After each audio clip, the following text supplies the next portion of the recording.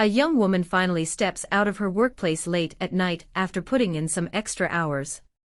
She notices a group of guys hopping into the first taxi she spotted, leaving her to walk home alone. As she makes her way down a dimly lit street, a van pulls up beside her. The driver, Dushik, offers her a ride, but she declines, wary of getting into a vehicle with someone she doesn't know. After walking a little further, she hears strange noises behind her. Turning around, she sees the van door ajar and hears someone crying for help from inside. Curious, she approaches and peeks in, only to discover a pile of clothes and the lifeless body of a man. The cries were coming from Dushik, who suddenly grabs her and pulls her into the van, intent on silencing her before she can escape. Moments later, after calling 911 and changing into fresh clothes, Dushik meets two police officers, feigning distress. He points to where he claims he found the bodies, insisting he stumbled upon them, and saw a group of workers attack the woman. A few days later, Kim Kyungmi is back at her desk in customer service. As a deaf young woman, she communicates with deaf and mute customers through sign language video calls. However, like any customer service role, she encounters rude callers who hurl insults and gestures at her. After work, she heads to a company dinner, even though she can't join in on the chat. The guys at the table take advantage of her deafness to make rude comments about her, not realizing she can read lips. In response, she signs back a bunch of insults that they mistakenly think are compliments. Later, she picks up her deaf mom from her job at a tailor's shop, saving her from nearly getting hit by a bike thanks to the sound sensor in her car.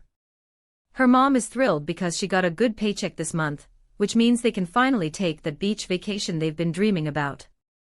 Meanwhile, Choi Seo-young is getting ready for a night out, but her brother, Jong-tak, who works as a security guard, is being super protective since their parents passed away. He argues with her about her outfit and curfew. She promises to behave, but once she's on her date, she ignores his texts and stays out later than she said she would. When she doesn't answer her phone, Jong-tak decides to go look for her. It's late at night when Do-sik is out looking for his next target. He spots Kyungmi dropping her mom off near an alarm post while she looks for a parking spot, but just then, Seo-young walks down the same street, and Do-sik decides to go after her instead. He dashes over and leaps onto her without being noticed since Kyungmi's mom is walking in the opposite direction and can't hear a thing. Once he's done with her, he tries to check in with the mom, but his plans keep getting derailed. First, Jong-tak swings by to ask if she's seen his sister, and after getting a no, he leaves. Then, Kyungmi comes back from the parking lot.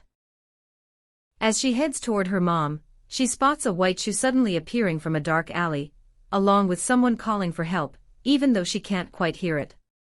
When a second shoe pops out, Kyungmi decides to venture into the alley and discovers a crying, bleeding Seo-young in need of help. Just as she's about to act, Do-sik shows up with an axe and lunges at Kyungmi, but Seo-young pushes him away, giving Kyungmi a chance to escape. She rushes back to the street, and when she spots her mom, she chooses to run the other way to keep her safe. Kyungmi heads back to the parking lot, hiding among the cars as she makes her way to the back door, which has a really squeaky handle. As she carefully tries to open it, Do-sik hears the noise and chases after her, but luckily, Kyungmi manages to open the door just in time. It's chained on the other side, so she can't fully open it, but the gap is just big enough for her to slip through while leaving Do-sik behind. She finally reaches her car and calls her mom, telling her to wait by the alarm. But right after she hangs up, Do-sik pops up in the back seat with a knife. He forces her to drive, but instead of heading out of the building, she slams the car toward the wall, stopping just before they crash, and seizes the moment to escape. Another wild chase kicks off, and Kyungmi manages to reach her mom before Do-sik can catch up. Do-sik can't get any closer because Kyungmi hits the alarm button, so he heads back to his van while the women wait for the police.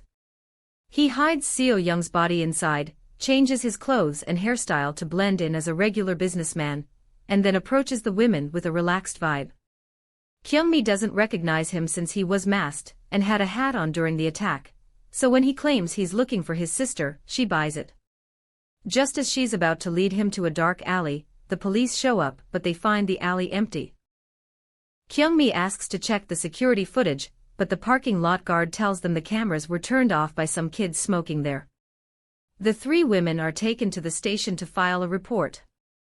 In the elevator, Do-sik keeps glancing at the weapons in his bag and then at the women, which Kyung-mi's mom notices, thinking he doesn't seem as upset anymore. To maintain his act, he pulls out a black phone from his bag and pretends to be relieved about a text from his sister, suggesting the body isn't hers. After Kyung-mi finishes her statement, the officer tells her they can't do much without a body or a description of the killer. Do-sik offers to help with that, but the cop tells him to stop interrupting. A homeless guy on a nearby couch takes the chance to insult him too. Seizing the moment, Do-sik heads to the water cooler, grabs a cup, and quietly insults the hobo so the officer won't hear. This ticks the guy off and he lunges at Do-sik, leading to a scuffle where Do-sik drops a white phone that Kyung-mi's mom picks up.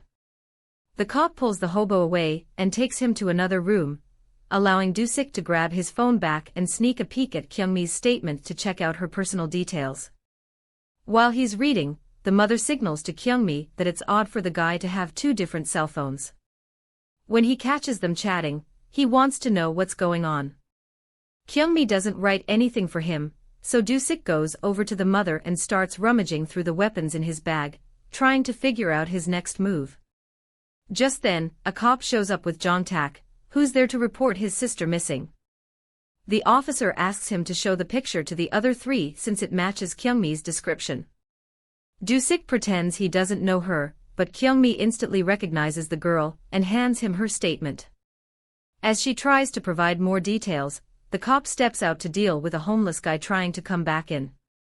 Seizing the moment, Do-sik warns the mother not to move or he'll kill Kyung-mi. He then pulls out a knife from his bag and approaches her daughter, but the mother makes a loud noise that alerts everyone. Jong-tak turns just in time to stop the knife, leading to a fight between the two men while the women rush outside to call the cops. Do-sik admits to hurting Seo-young, which sends Jong-tak into a rage. He starts beating up Do-sik and even grabs the knife, pressing it to his neck and demanding to know where his sister is, but they're interrupted by the police. Do-sik plays the victim card, and since the officers are in a tough spot, they buy his story and end up arresting Jong-tak instead. This lets Do-sik walk away scot-free, while the women stick with Jong-tak as the cops review the security footage and realize the women were telling the truth. As Jong-tak hits the streets to look for his sister, the police take the women back to their apartment, which has motion sensor lights. While the mother and daughter sip tea, the lights flash, signaling someone at the door, which freaks them out since it's late. But it's just the mother's coworker stopping by to grab some bags. The two older women head out together, leaving Kyung-mi alone in the apartment, completely unaware that Do-sik has shown up and disabled the sensor outside so the lights won't give away his presence. However, his footsteps trigger the sensors inside, so when Kyung-mi steps out to check, Do-sik sets off an alarm clock to make her think that's what caused the lights to go off. After she heads back to her room, he quickly turns off the rest of the sensors while she texts Jong-tak, who had given her his card for emergencies. Just as Do-sik grabs his axe and prepares to strike, Kyung-mi notices a toy on the dresser is lit up, but the lights don't react, so she turns just in time to dodge Do-sik's attack. She bolts into another room and shoves a dresser against the door before texting Jong-tak to warn him that the killer is here. Then, she messages her mom not to come back, but just as the door stops shaking, she gets a text saying her mom is already there and found the door wide open. Panic sets in as Kyung-mi thinks her mom is in danger, so she starts to move the dresser back. But then more texts from her mom asking for help come in, and she notices the perfect spelling. Her mom usually doesn't type that well. That's when it hits her. Do-sik has her phone. She halts just in time as he appears in the gap of the door, trying to grab her hand. Kyung-mi yanks it back and slams the door shut in his face. But he doesn't give up easily, he starts smashing the door with an axe to get in. With no other escape, Kyung-mi leaps out the window, but Do-sik catches her by the hair as she falls. She fights against his grip and manages to break free, landing safely on a pile of trash. Kyung-mi takes off running again, and Do-sik is right on her tail. Soon, Jong-tak joins the chase. After sprinting through several blocks, Do-sik traps Kyung-mi in a dead end, ready to strike when Jong-tak shows up. To keep Jong-tak from intervening, Do-sik presses his knife to his own neck, threatening to take his life, which would mean Jong-tak would never find out where his sister is. With Jong-tak frozen in shock, Do-sik sends a text to his phone with Seo-young's location, forcing him to choose between the two girls. Jong-tak apologizes to Kyung-mi and rushes off to find Seo-young at the address given, which turns out to be Kyung-mi's house. Of course, Do-sik lied, and the place is empty, with Jong-tak only running into her mom when she returns. Meanwhile, Kyung-mi grabs a chair from the trash to defend herself, but Do-sik snatches it away and uses it to pin her down. Kyung-mi is on the phone with Jong-tak, calling him out for being a jerk for leaving her behind.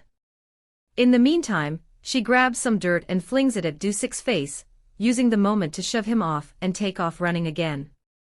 When she gets to the street where his van is parked, she spots the door open and sees Seo-young stepping out, asking for help while holding a knife. As their mom and Jong-tak arrive at the area only to find it deserted, the two girls duck into an alley behind a trash bin. Kyung-mi urges Seo-young to call 911, but she won't do it because she hears Do-sik nearby, realizing the van is empty. So Kyung-mi comes up with a plan.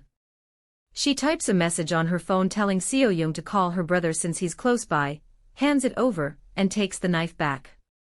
While Do-sik is distracted, she sneaks out of the alley and hides, only to reappear when he's about to find Seo-young.